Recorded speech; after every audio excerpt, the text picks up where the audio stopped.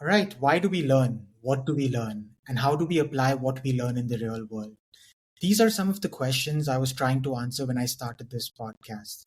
This is an audio and video show where I interview a diverse set of learners from the 21st century.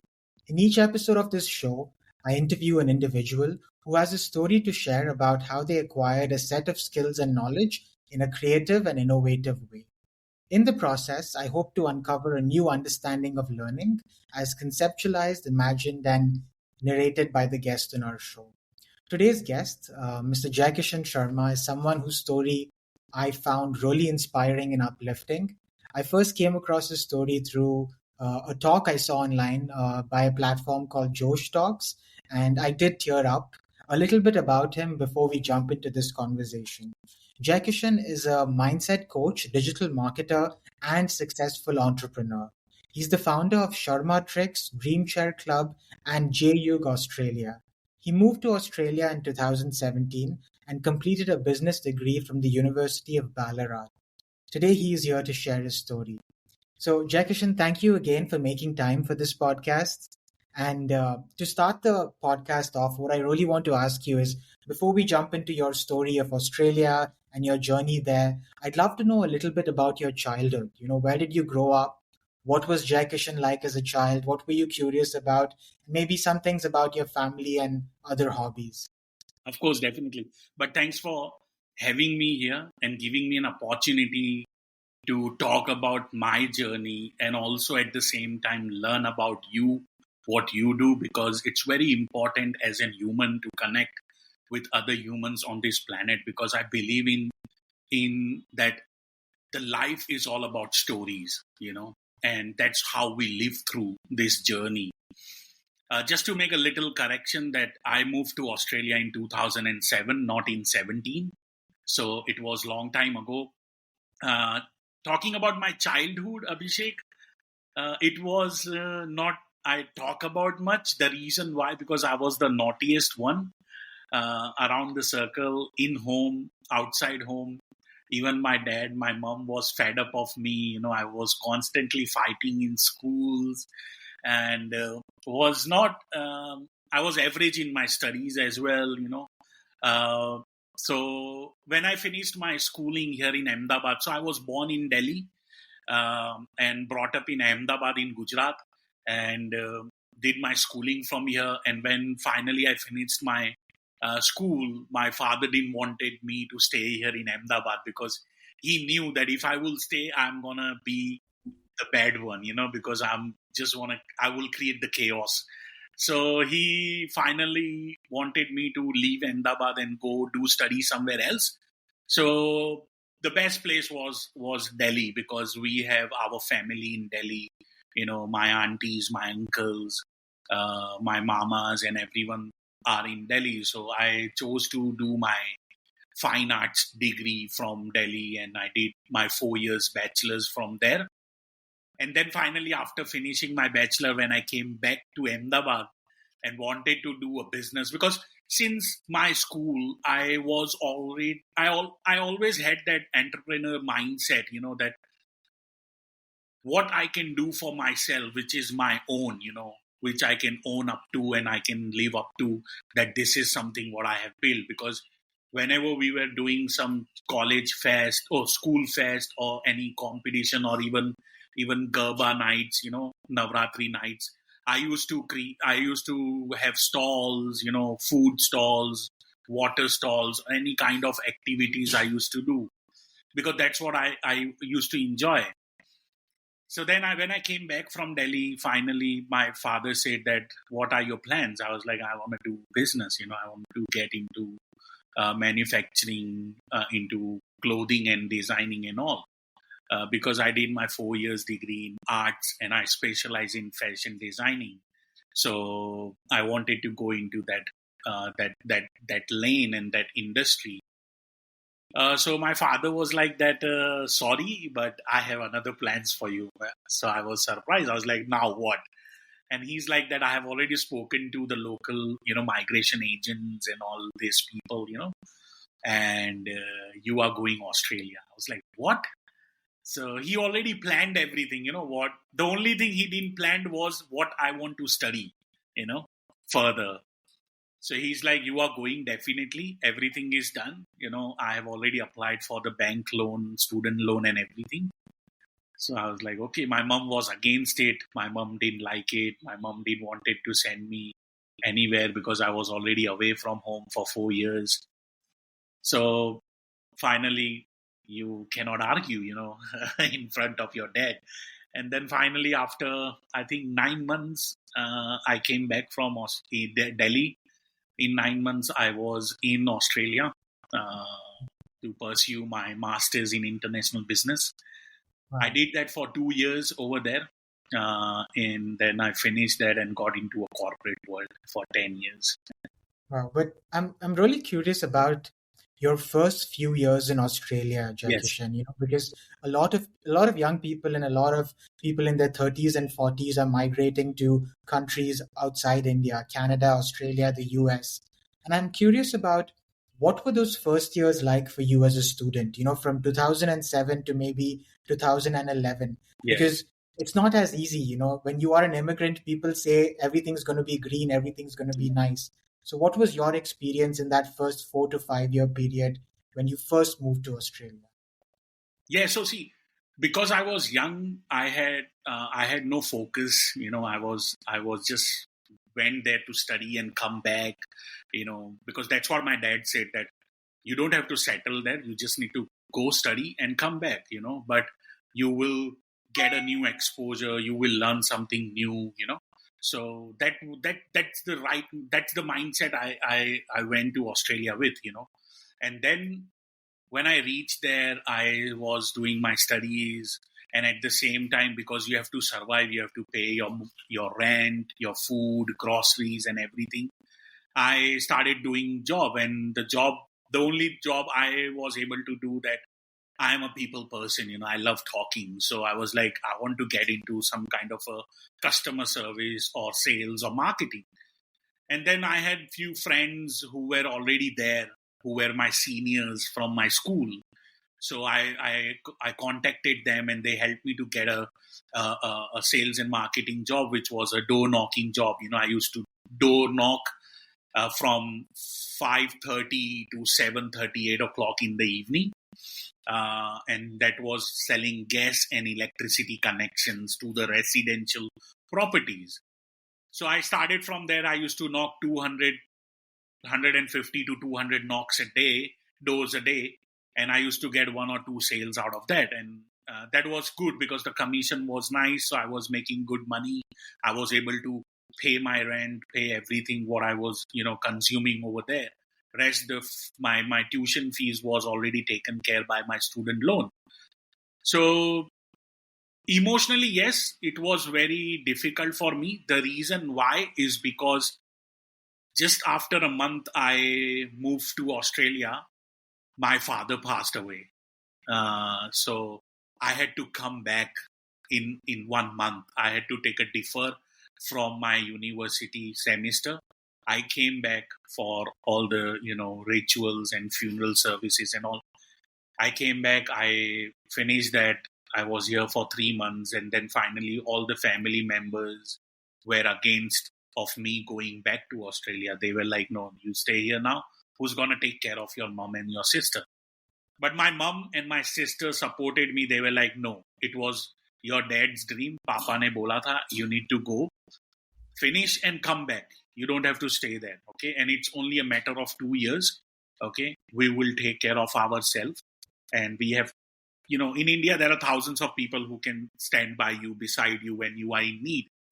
So they gave me a confidence. So I finally moved back to Australia, started my studies, and then again back to that job of door knocking, and started pursuing. And in 2010, I finished my master's degree. And then in 2011 February, I got my first corporate job. Yes. So, and once you got that job, Jaikishan, like with regards to now, if you were speaking to someone that's just moving to Australia, they've just moved there, what are some tips you'd give them to acclimatize to this new environment? Like in terms of social tips, emotional tips, financial tips. So if you could just share some ideas for someone that's just moving there now. See, my first advice, because the people, those who are going there, they are mostly youngs, they are passed out from school or colleges and they are moving to overseas. I know they want to enjoy. I know they have big dreams. But my advice to everyone is that stay connected to your roots, first of all. Second of all, stay in touch with your family and your friends, those who are supporting you emotionally. That's the important part. Okay. Because often when you talk about young generation, they detach themselves with these people, but they don't realize that those are the one, those who are going to stand by you when you will face adversity. Okay. And we all know that we all going to face ups and downs in our life, so from day one, if you can create a group, WhatsApp group of your 5 or 3 friends, keep talking to them every single week, your family members, if you have brothers and sisters, those who are very close to you, create a group with them, stay with them, connected with them, because the the longer the gap, the lesser the emotional connection, so it's better if you will stay connected. It will help you in the long run. You will not feel homesick. Second, network. As soon as you land there, do not sit and wait for opportunity. Start networking. Wherever you go, even if you go to a 7-Eleven, speak to the guy who's serving you. If you go to the petrol station, speak to that person. Good. If you are going to your uni, your college, speak to the professors and people over there. Because I have learned that your network is your net worth. You never know who's going to uplift you or help you or give you an opportunity which can change your life into a 360-degree angle. And then I will say that stay happy, enjoy your life, but bring the balance, because I know I have seen that if I will not talk about anyone else, I will talk about myself, that I have made mistakes, So one of the mistakes I regret was that why I didn't save those money which I was, I was just spending on random stuff, like literally random stuff. So if I would have saved that money, I would have at least had some kind of a financial stability when I was in that dark phase for 3.5 years, Yep. because I was, when I got my corporate job, I was already on a 85K Australian dollars package, Yep. If I would have saved those money which I have wasted, it would have been a difference. So strategically, I'm not saying that you should not enjoy the life, but at the same time, have a future plan, also strategic plan, that what you want to do with your money moving forward. Because that's what I teach people now, that the goal needs to be that you need to retire in next 35 to 40, when you are at 35 or 40.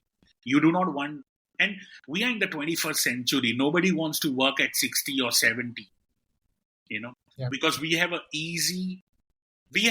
we have access to tools right now which can literally change our life. So that's what I will advise, people, that there's few things which will really make difference when you are moving or planning to move overseas. Those are great points, Jaikishaan. That financial advice and that emotional advice, you summarized it really well.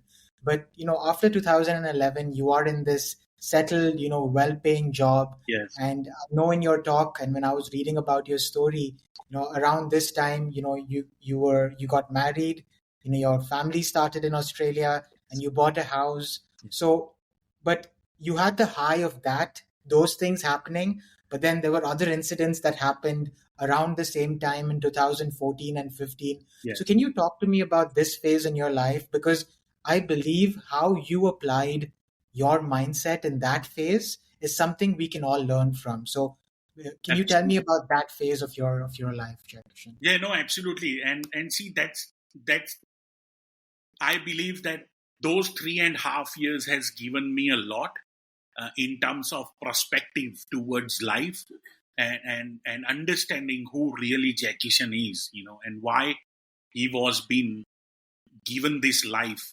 and I. So it all started in 2015 because in February 2015 I moved into my first ever home in Australia. My wife, at the same time, my wife was expecting. So she left the job. I was the only one who was working.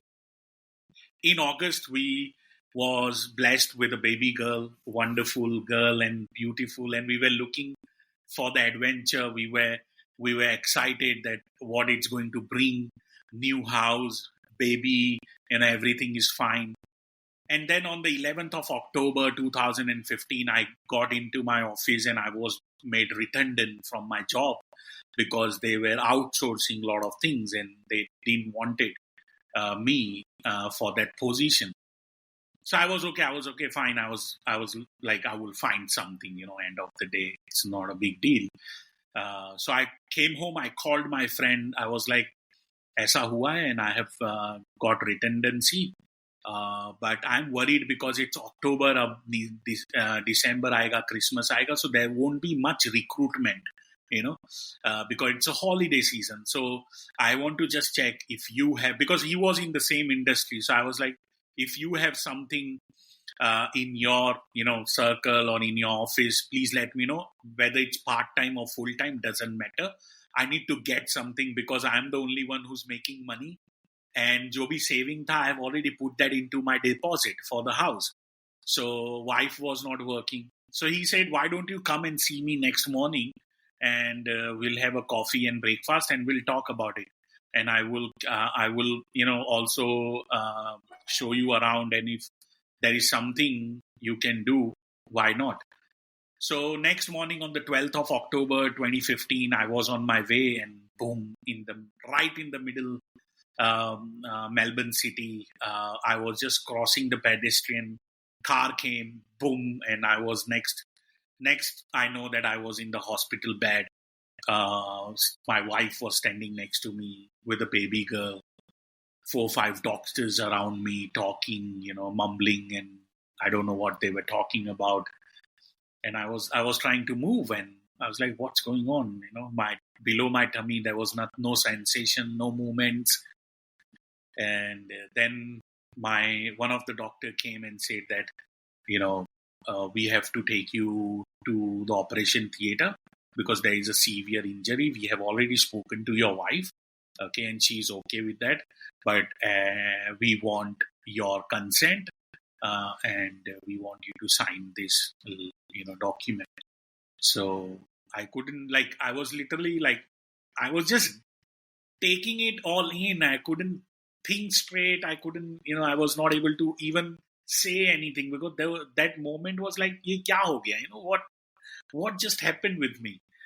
And my wife was keep crying. And then the doctor, the neurosurgeon came and he said that there is a severe damage in the spinal cord and the nerve has been damaged. And because of that, you have lost the sensation and the moment. But we do not want to give you a false hope. Before we take you for the surgery, there is only 5% chance, Jaikishaan, that you will walk again ever in your life. And then the first thought came was like that, yaar, kal job chala gaya. Yesterday I lost my job. Today this, and now he's telling me that I'm not going to walk again. So that moment was like the 9/11. I always refer that as a 9/11 terrorist attack. Where we all saw the World Trade Center falling down in pieces. I saw my life falling down in pieces because we as Asians, as coming from the Indian culture, we always been told that you are the protector, you are the provider to your family. And when the protector and provider has been put into this situation, the mental stability, the emotional stability, the everything shatters, and that's exactly what happened with me. They took me to the operation theater. They did all the surgery and all. The surgery went for almost 10 hours. Came out. Then I was in the intensive care for almost 3.5 months, 4 months, and then another 3.5 months in the rehab. But there was no improvement. Literally, they were taking me to the physio. They were doing everything. They used to hoist me, and they used to put me on the wheelchair, hoist me again, put me on the bed. Every day, same thing, but no results. Then finally, they were like, we have to send you home. So they came first. They went home and they did all the changes, because for the disability person, who is on a wheelchair, they have to do a little bit of changes, like they have to build the ramp, they have to adjust the bathrooms and everything. So they did all the changes. Then I went home. So Abhishek, until I was in hospital, I was fine, because there were people around me. My wife was coming and seeing me every 2 days in a week. My I made friends, like with nurse, with neighbor, the patients I had in my next door, next bed. But when I came home, it's me, my wife, and I was like, I didn't wanted to share what I was going through. And that's what I understood later, that she also didn't wanted to share what she was going through, because we didn't wanted to put each other into a stress, more stress than what we already been going through.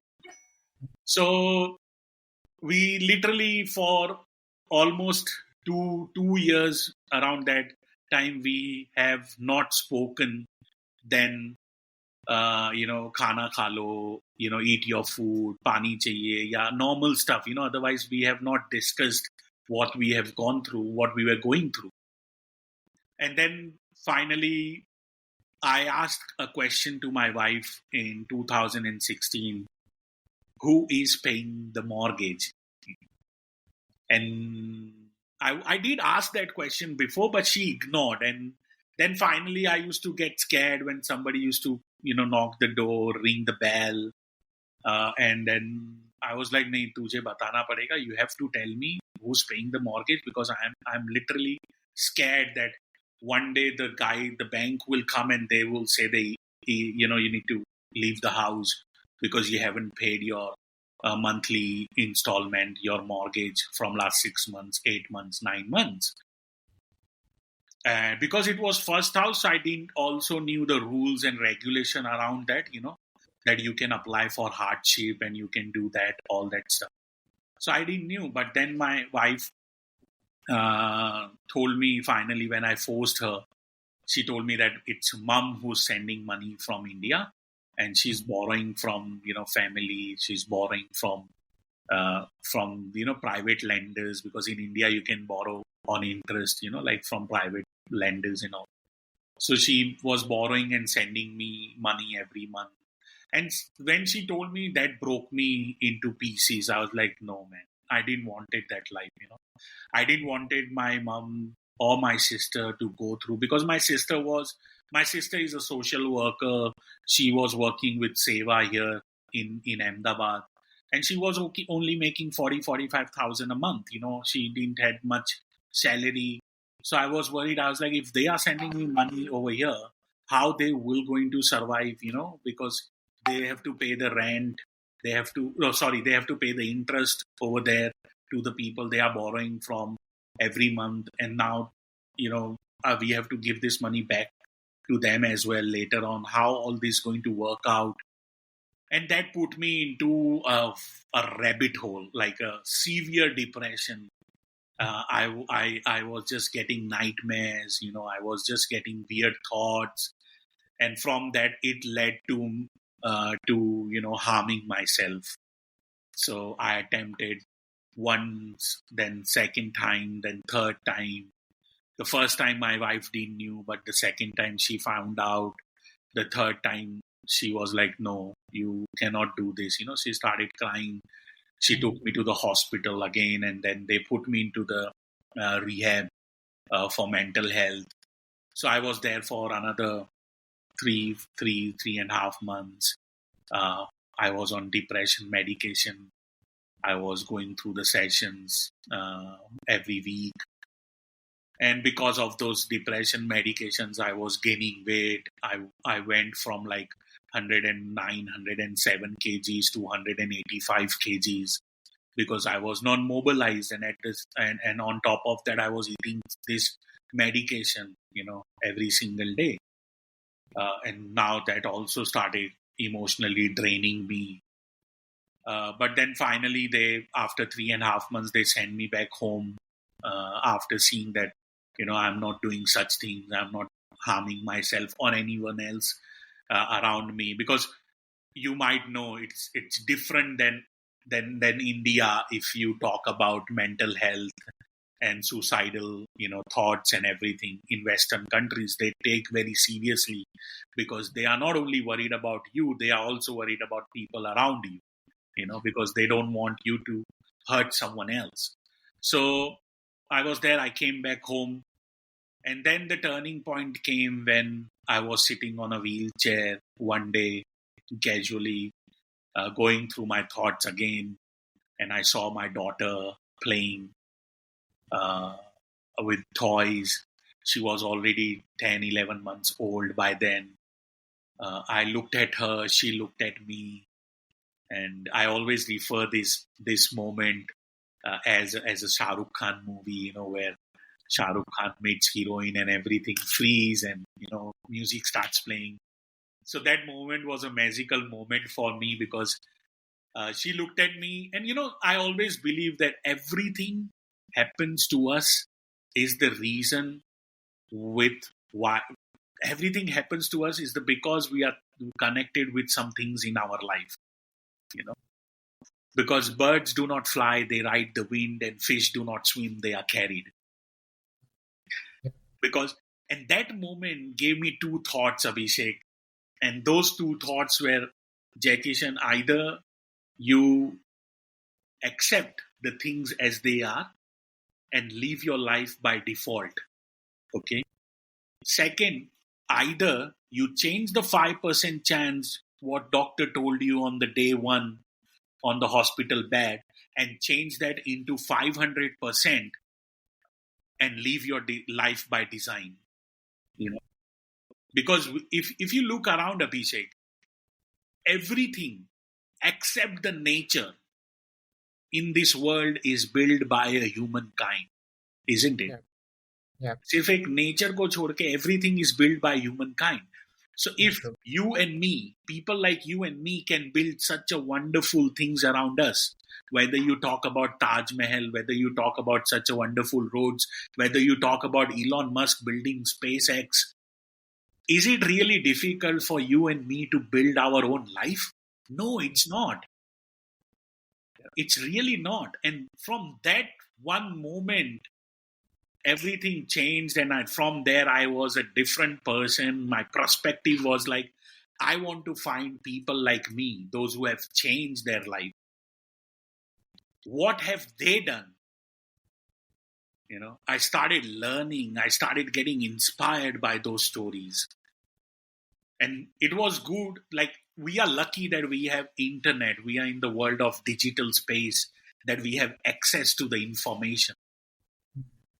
So I started learning. I started watching videos on YouTube. And then I started getting into free webinars, free online masterclass, just to understand that how I can better myself. And then I came across a lot of mindfulness practice. I came across how you can change your mindfulness formal practice to informal practice.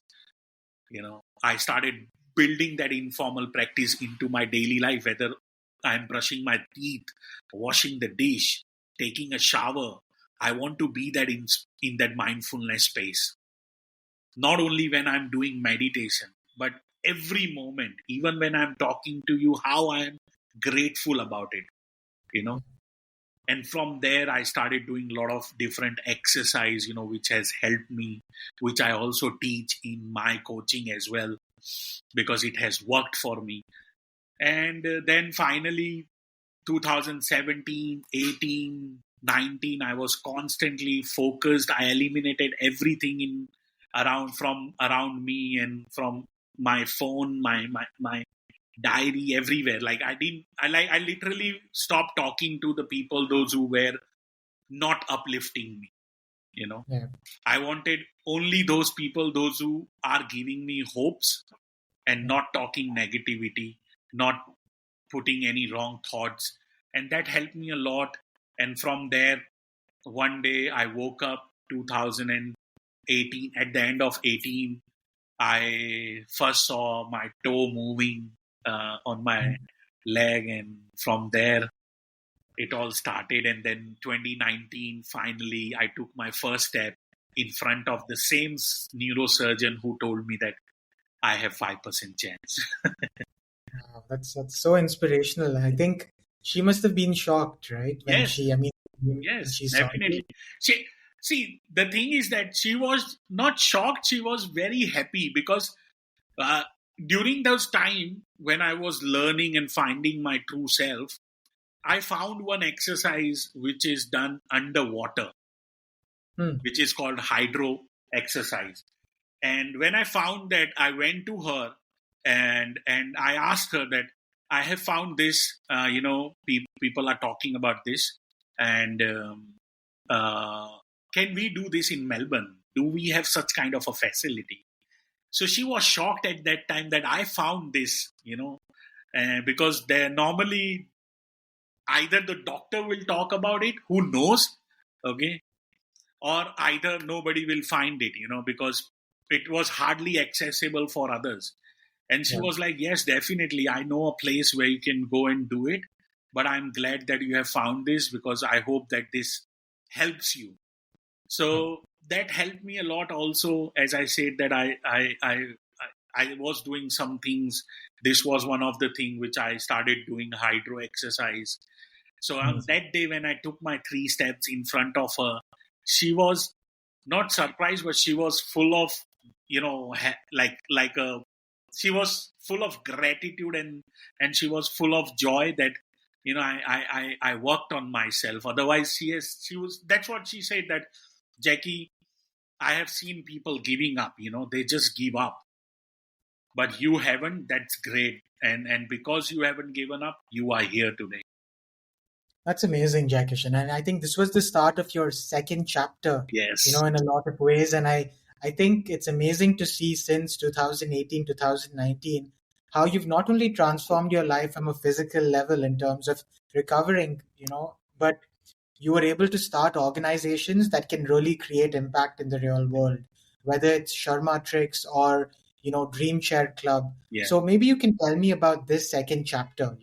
Why did you decide to become a mindset coach? Why digital marketing was your sort of avenue? And I know you started like a perfume brand as well Yes. in Australia, right? So maybe you can tell me about these Sure. entrepreneurial ventures as well, Jackie. Definitely, definitely. So when I started walking, Abhishek, I because of my situation, the only option I had to do something from home, you know, because because of my physical ability, I was not able to go and look for a job. So I had to do something from home. So I started looking for some like data entry kind of a job or something which I can do from home, like a customer service thing or something. But I was not able to find that at all. I found a one data entry job, but that was not enough for us to survive financially. And then I was keep coming these ads on Facebook, talking about online business, social media marketing, and all that stuff. I was like, let's explore this. What is this, And I started exploring. I started understanding. It all started from affiliate marketing. I understood, started selling, affiliate products here and there, started making little bit of money. I started understanding more. And see, it all started with mastering what can I control, you know. And first thing is that my boundaries. I began setting clear boundaries, respecting my limits and protecting my energy. And second, my thoughts and action. I started paying attention to my thoughts, choosing to act in way that align with my values, and then setting goals. That my goal was only to make $2,200, which was my mortgage. Exactly 2,200 Australian dollars. That's what I wanted to earn through that affiliate marketing I was doing. I was like, agar itna ban jayega na, that's it. That's what I want to earn every month. So I can at least take care of that $2,200 and ask my mom to stop sending me money, whatever she's sending us. And then how I speak to myself. It's very important. Self-talk became my mantra. It literally empowers me to overcome challenges in my life. And what I give my energy to. Yeah. Because wherever the energy glows, everything flows. True. Yep. I learned to channel my energy into things that truly matters in my life. And how I can, handle challenges. I started appreciating the falls because I changed my expectations into appreciations. Otherwise, you see, people are often expecting from partners, from parents, from government, from neighbors, from society. They are constantly in an expectation mode. Yeah. But they don't realize that it's not about expectation, it's about appreciation. That, okay, I have a house. I have a wonderful mother who has gone beyond. Yeah. I have a wonderful wife who was taking me to the shower, changing my clothes, changing my shit. Yeah. I started appreciating my sister who was giving me strength. I started appreciating that I still have a roof. Yeah. And that changed my life. And that's how I went from making $500, $600 in affiliate marketing to $900 to $2,000 to $3,000 to $4,000 to $5,000 a month. Wow. And from there, I was like, because I was enjoying that, but at the same time, somewhere I was like, I don't want to do only this. I want to change people's life, and I want to show what I have done. So if that can help someone in their own life. And from there, I started coaching people, literally. I started reaching out to people, talking to them. And then I was in a webinar one day, and it was Tony Robbins' webinar. In that webinars, they do a breakout room. So in a breakout room, you have 5-6 people with you. They talk, they share what they do and all. So I was sharing my story. I was sharing who I am, what happened, why I am here, and what I want to achieve. And there was someone who was paying attention to my share, And then after 2 weeks, I got an email from someone that, hey, we saw you on this webinar a few weeks back, and we want to connect with you because your story is amazing, and we think that it needs to be, shared. It needs to be put out there in for other people to inspire them. And then I ignored. Meko aisa laga it's a spam, koi bhi aisi message. Because at that time I didn't had any thoughts of, sharing with someone else, like personally or putting out there. Itna bada vision nahi tha. And then three, I think 3.5 weeks later, she emailed again. And in that email, she mentioned one of my friend, Chloe. And she said that we have, I have spoken to Chloe and she has given me your contact details. And we really want to connect if you are interested. So I was like, if she has, because she mentioned Chloe, so I spoke to Chloe, and then Chloe's like, yes, I have given your details without asking you. but I knew that you will say no. That's why I just did it.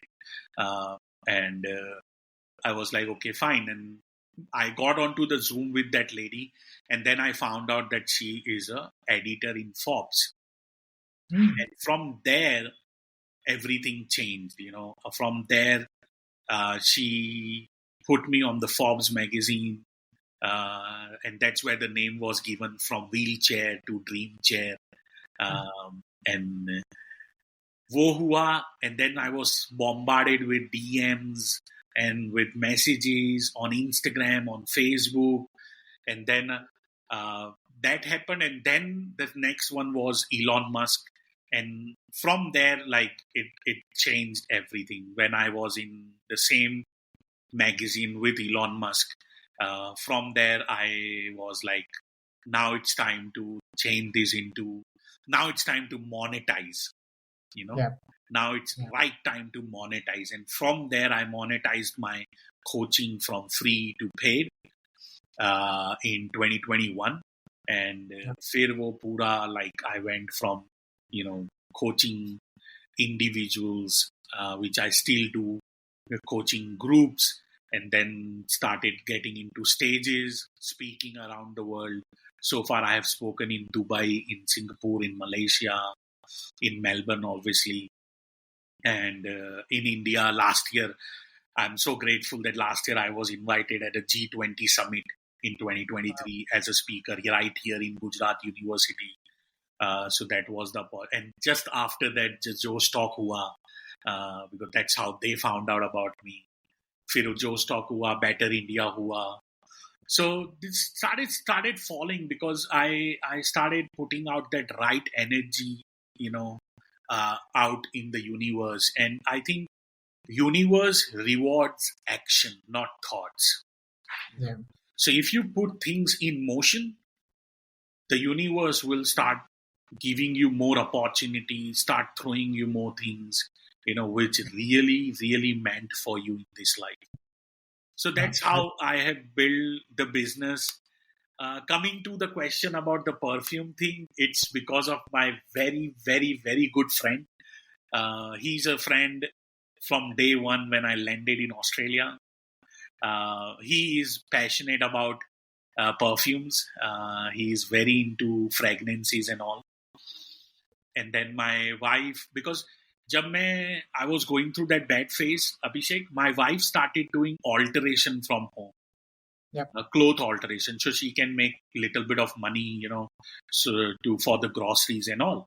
So that business started little, growing. When I understood the social media marketing, I started helping her. I created the Facebook page. I started marketing for her. So she did that business for almost 10 years. And 1.5 years ago, she has shut that down. And now she's focusing on this fragrance. So it's a joint venture of me and my friend. So he's taking care of all the manufacturing and everything, supply and everything. My wife takes care of making the perfumes, making the candles, and making everything, home sprays and everything. I take care of the marketing and all for them. That's amazing, and I think the most powerful thing in your story, Jaikishaan, is that you were able to take a challenging situation and you were able to find opportunity in that. Yeah. And I think that is such an important lesson to learn from your journey. But I've read so many of your articles and I've seen so many of your videos, Jaikishaan, and I see how fondly you speak about the women in your life, Yeah. your mother, your sister, your wife, and your daughter. So can you tell me like one lesson you've learned from each one of them that you think has shown you, what it means to really be human? Because when I hear your story, I think about how hard it must have been for your mother Yes. when she was, without any source of income, getting all that money, for your wife to unconditionally support you, your daughter being so young and your sister also going. So what is one lesson you've learned from each one of them that you'd like to share with us today? See, if I talk about my mom has always taught me how to be patient in life. You need to you just need to put your effort and your energy into the right thing, and wait for that moment, and from day one, from that decision of making that I should go for operation in 2015, that was also came from my mom. She's like, just believe in yourself and be patient enough that something good will happen. And that's what the life is. She always take that bad, good, bad, good. That's how the life goes. So if you can be patient enough, the good will come. If you will not be, you will not be able to enjoy the good. So to enjoy the good, you need to pass through this phase of your life. And whenever she talks about that, that's what I think, that we as a human, mostly on people on this planet right now, are just living like a passenger. They are just passing through, but they don't realize that we are the creator of our life. We are the author. We need to write our own story, and that's exactly what I want to do with my own life. I am not 100% fit. I'm still on medication. Like, I have a chronic pain. I go through a lot of pain in my back, in my feet, if I push myself too much. So I cannot walk for long. I cannot sit for long. I cannot stand for long. But I make sure that it should not stop me from doing what I really enjoy. So what I do, I take it slow.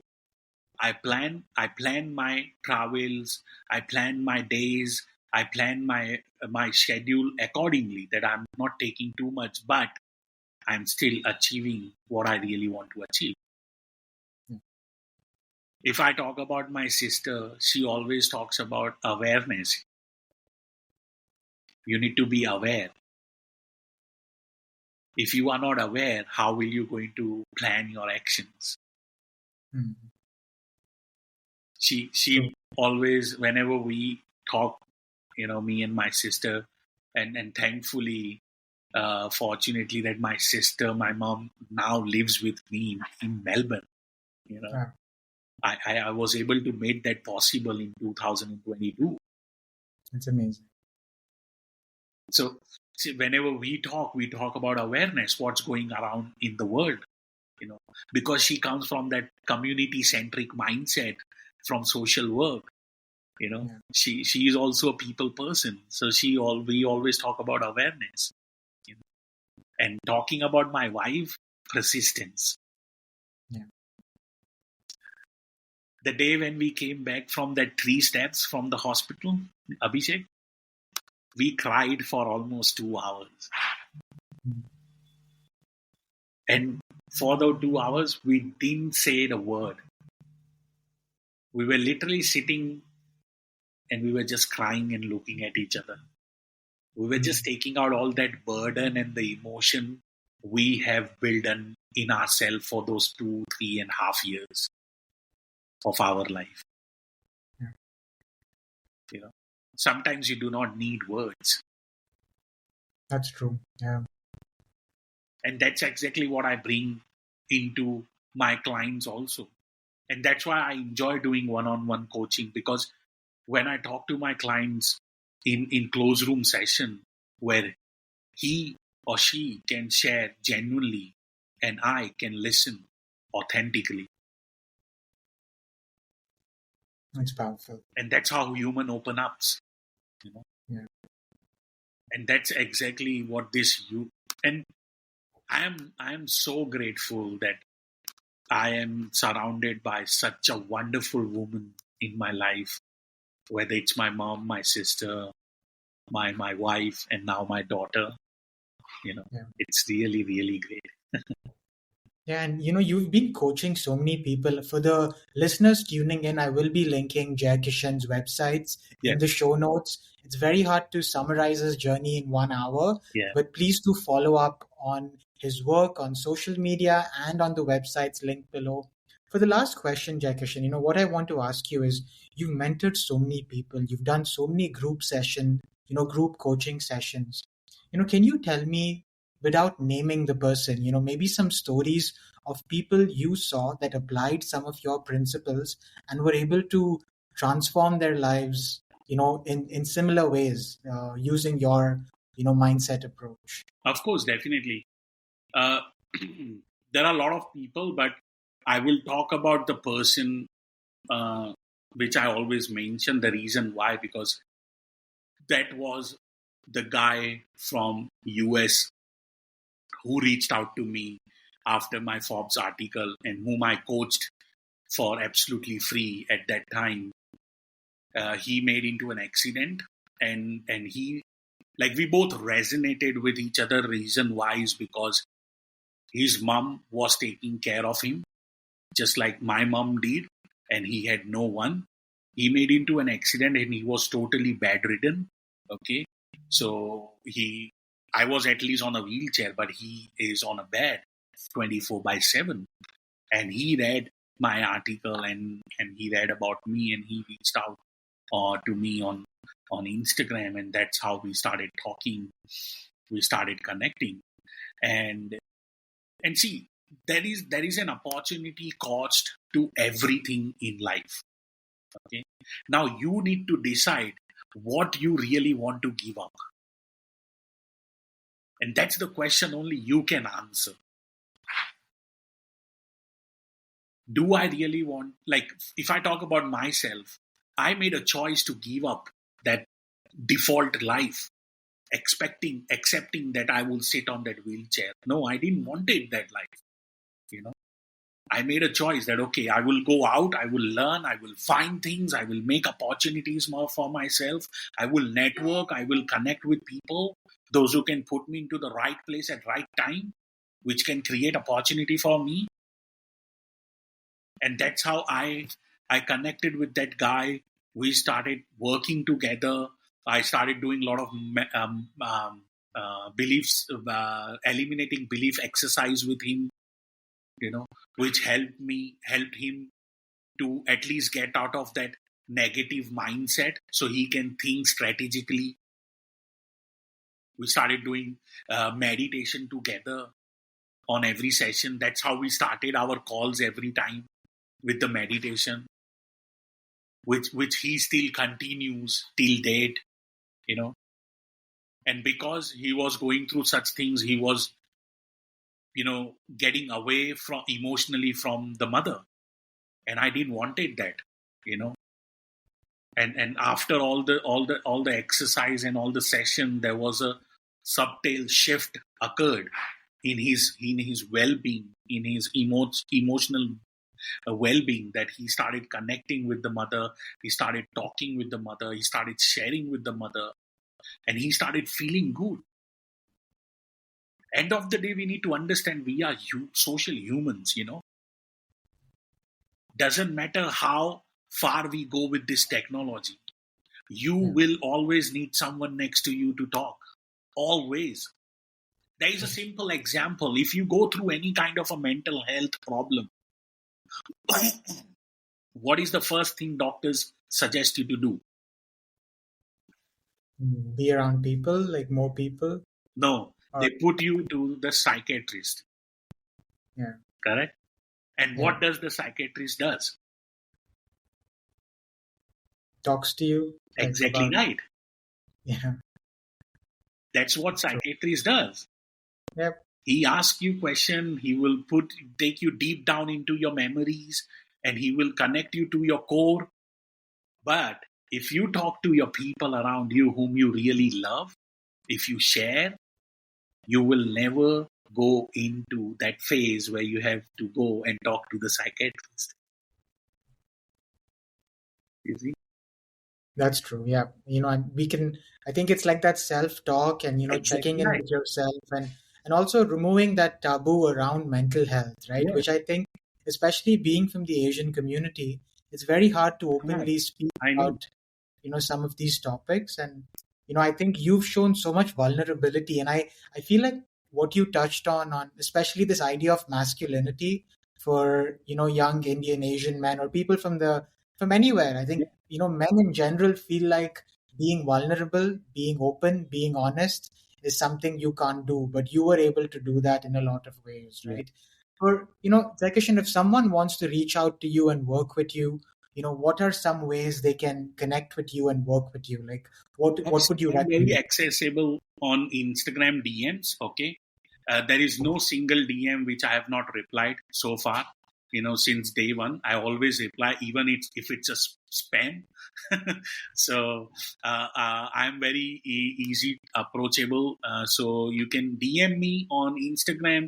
You can email me on info@dreamchairclub.com, or you can book a call. Go on a website, dreamchairclub.com, and book a call with me. It's a small 15 minutes discovery call. If you need help, we can connect. We can see, if we can work together. Yes, so it's very easy to reach out to me on Instagram, on website, or email, anywhere where it's comfortable for you. Wonderful. And with that positive note, we conclude this episode of Learning Stories. We've learned so much from Jaikishan, and I want the listeners to tune in. The reason I do this podcast is because there are so many amazing stories out in this world, and we just have to look out there and see how we can learn from these stories. And I think Jaikishan's story is one such story we can learn so much from. Please do follow the show notes for Jaikishan's website.